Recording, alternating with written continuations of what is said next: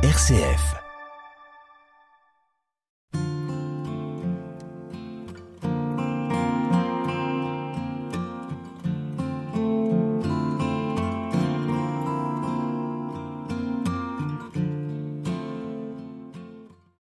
Alors paraît Jésus. Il était venu de Galilée jusqu'au Jourdain, auprès de Jean, pour être baptisé par lui. Jean voulait l'en empêcher et disait : « C'est moi qui ai besoin d'être baptisé par toi, et c'est toi qui viens à moi. » Mais Jésus lui répondit : « Laisse faire pour le moment, car il convient que nous accomplissions ainsi toute justice. » Alors Jean le laisse faire.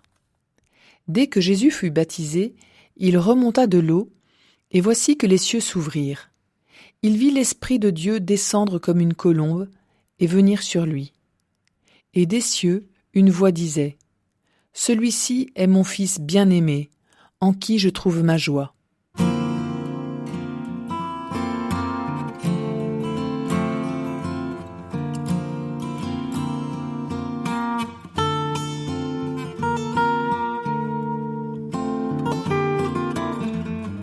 Voilà, nous connaissons au passage à niveau ces avertissements.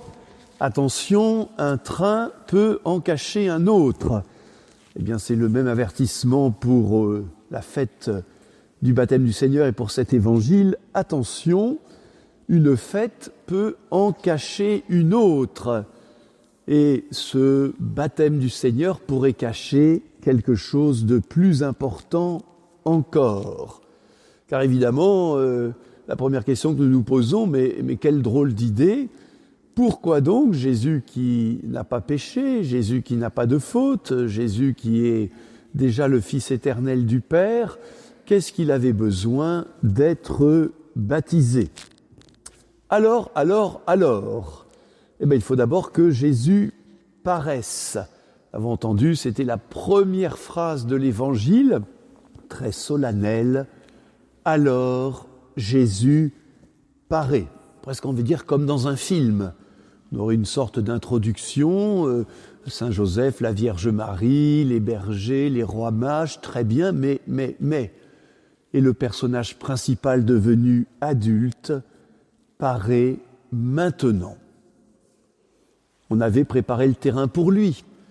Tous les prophètes de l'Ancien Testament, jusqu'à Jean-Baptiste, et là nous assistons en quelque sorte au passage de témoin entre Jean le Baptiste et Jésus. On pourrait dire que c'était comme une sorte de longue course. Les prophètes se sont transmis le témoin de la parole de Dieu, de l'attente de la promesse, et tout d'un coup, nous y sommes. Jean-Baptiste transmet le témoin à celui que tout le monde attend. Et c'est maintenant que Jésus paraît. Vous savez, c'est comme dans une course de relais. C'est très bien de se transmettre le relais, mais il faut bien qu'il arrive au dernier coureur. Et il faut que le dernier coureur franchisse la ligne d'arrivée en vainqueur. Eh bien, le dernier, celui à qui tout aboutit, c'est Jésus lui-même. Alors, il demande à être baptisé par Jean. Alors attention, frères et sœurs, c'est un vrai faux baptême que Jean le Baptiste offre. Ce n'est pas le baptême chrétien, on est bien d'accord avec ça. Le geste que fait Jean le Baptiste dans le fleuve Jourdain, c'est un geste de purification. Ce n'est pas le baptême chrétien.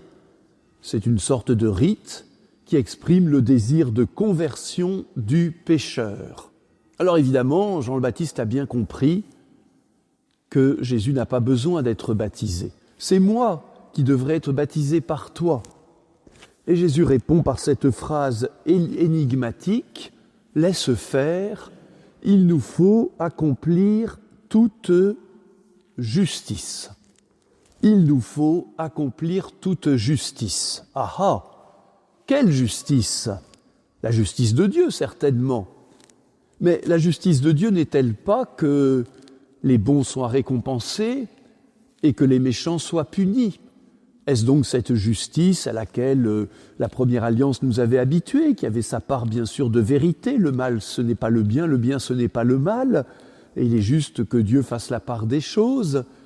Mais ce n'est pas cette justice que Jésus vient accomplir, parce que d'une certaine manière, il n'y avait pas besoin du Messie pour ça.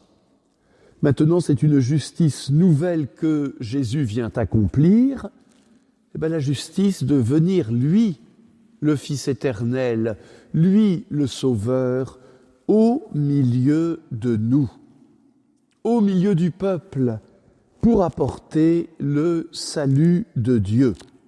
Autrement dit, frères et sœurs, la justice accomplie, ce n'est plus la punition, ce n'est même pas le jugement. La justice accomplie, c'est Jésus, au milieu d'un peuple pécheur. Jésus, frères et sœurs, n'a pas peur de se salir les mains en venant, lui qui est pur, au milieu de nous qui sommes impurs. Alors j'avais envie de faire une comparaison un peu étrange, enfin ça vaut ce que ça vaut, toujours avoir un peu des images. Le matin, quand vous prenez votre douche et qu'il y a du savon, est-ce que le savon se salit quand il vous nettoie ? Ben non. Le savon vous purifie, mais le savon, lui, reste propre. La saleté ne prend pas sur le savon.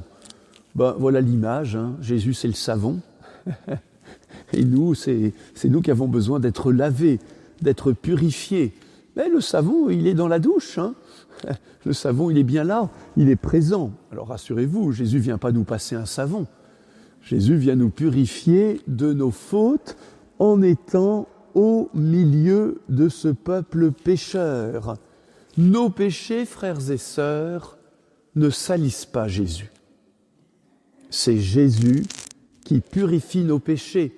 Et c'est pour cela que lui, ça ne le dérange pas du tout de recevoir le baptême de Jean, parce que c'est un signe pour lui d'amour, de miséricorde, d'accepter au milieu de ce peuple pécheur, d'être non pas celui qui est purifié, mais bien sûr celui qui purifie. Alors l'évangile pourrait s'arrêter là. Mais j'avais dit qu'un train peut en cacher un autre. Et en fait, dans ce récit, le principal, c'est pas le récit du baptême de Jésus par Jean. Ce qui compte, c'est ce qui arrive après. Et l'Évangile y insiste. Jésus ayant été baptisé par Jean, ça y est, c'est fait. Et bien c'est à ce moment-là que le principal se passe, c'est les cieux qui s'ouvrent, un peu comme un rideau, et tout d'un coup on voit le ciel. J'aimerais bien aujourd'hui voir un peu de soleil. Alors, il faudrait d'abord que tous les nuages soient écartés. Et bien Dieu le fait, et tout d'un coup on voit l'Esprit Saint descendre sur Jésus sous la forme d'une colombe, et puis cette voix qui proclame tout l'amour de Dieu. Tu es mon Fils bien-aimé, en toi j'ai mis toute ma joie. Et bien ça c'est une révélation, pas pour Jésus. Jésus sait très bien qui il est. Jésus sait très bien qu'il est le Fils bien-aimé du Père, mais c'est pour nous qu'a lieu cette révélation de qui est Jésus et pourquoi il est sur cette terre. Il est Dieu né de Dieu, lumière né de la lumière, né du vrai Dieu. Il est cet amour de Dieu maintenant présent parmi nous. Et s'il est rempli de l'Esprit Saint de toute éternité, il semble recevoir à nouveau cet esprit, mais maintenant pour nous le diffuser. Jésus est dit recevoir ce qu'il a de toute éternité pour nous le diffuser. Alors on va prendre une deuxième image, une image je pense qui est pas mal pour un pays de Champagne. Alors vous avez peut-être déjà été à des mariages où on a disposé toutes les coupes en forme de pyramide. Elles sont toutes vides, c'est une pyramide et tout en haut il y a juste un verre. Et il y a le monsieur qui organise le repas, qui arrive avec un grand Jéroboam de champagne, et il verse le champagne sur le verre du haut. Et quand le verre du haut est plein, ça se répand au fur et à mesure sur tous les verres. Et bien voilà, c'est ça que fait Jésus. Bien sûr, il est tout en haut, lui est déjà rempli de toute éternité de l'Esprit Saint, mais Dieu verse à nouveau de l'Esprit sur Jésus pour que ça se répande en descendant sur toute la pyramide, c'est-à-dire frères et sœurs, sur chacun et chacune de nous le jour de notre baptême, et puis ce don est renouvelé le jour de notre confirmation, et ainsi pour toute notre vie, par notre tête Jésus, eh bien nous recevons cet Esprit Saint pour avoir en nous cette joie qui est d'abord celle que le Père déverse sur le Fils et que le Fils répand sur nous. Alors rappelez-vous, pour que la pyramide marche, il faut que les verres soient bien collés les uns aux autres et collés à Jésus. Si on veut faire son petit verre tout seul dans son coin, ça va moins bien marcher. Voilà. Et on pourrait dire qu'à la messe, nous formons un peu cette pyramide de verres par lesquels l'Esprit Saint va être répandu par Jésus. Voilà, frères et sœurs, je conclus. Vous l'avez compris, Jésus, par amour, s'est plongé dans cette eau pour la purifier et nous purifier à notre tour. Jésus, par la grâce du Père, a voulu paraître recevoir l'Esprit, lui qui en est rempli de toute éternité, pour déjà commencer de nous le communiquer. Et puis Jésus est montré au monde comme ce Fils bien-aimé, source de toutes les grâces de Dieu. Alors une fête peut en cacher une autre. La fête du Seigneur, du baptême du Seigneur, est aussi et surtout la fête de la révélation, de l'amour extraordinaire de Dieu pour chacun de nous, à travers son Fils Jésus. Alors réjouissons-nous, frères et sœurs, d'être baptisés. Réjouissons-nous aussi que beaucoup ressentent cet appel à être baptisés, enfants, adolescents, adultes. Et réjouissons-nous aujourd'hui de cette joie que Dieu fait ruisseler sur son Église et sur nous tous. Amen.